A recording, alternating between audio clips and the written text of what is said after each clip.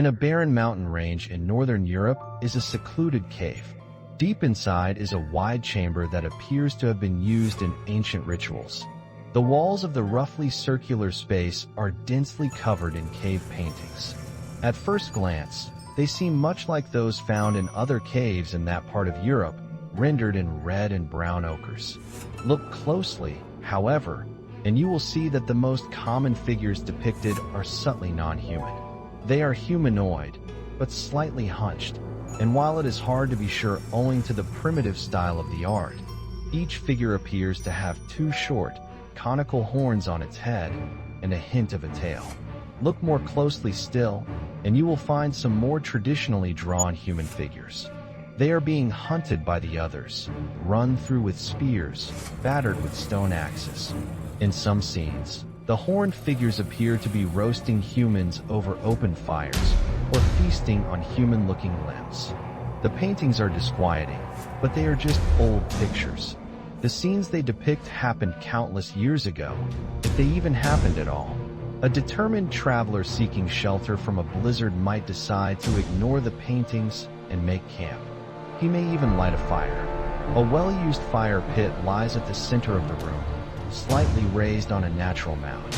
Should a fire be lit there, wavering shadows will be cast onto the painted walls.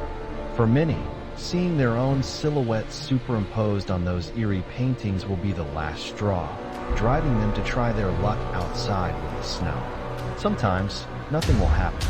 These lucky travelers will emerge the next morning, haggard from a night filled with half-remembered nightmares, anxious but alive.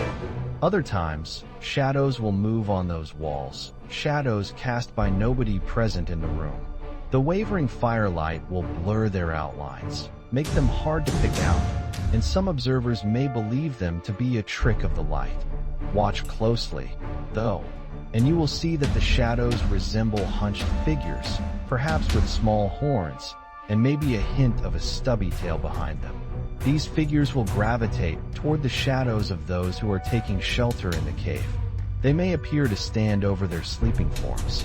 They may appear to be holding weapons, like spears or rough axes. Often, a lone traveler sheltering in the cave will never be seen or heard from again. Their fate will remain unknown. However, those traveling in a group will be woken by screams in the night. They will look for the source of the screams and find that one of their number is missing, their bedroll empty. If they happen to look at just the right place on the wall, they may see the wavering shadows of figures who are not present in the room, or at least not visible. The fire will be low and red, so the shadows dim and soft-edged, but it will appear that a struggling form is being speared and clubbed by multiple assailants, and then dragged away, out of the circle of firelight. The screams will fade slowly, seeming to sink into the rocks themselves. And is that a new cave painting on the wall the next morning? Surely not.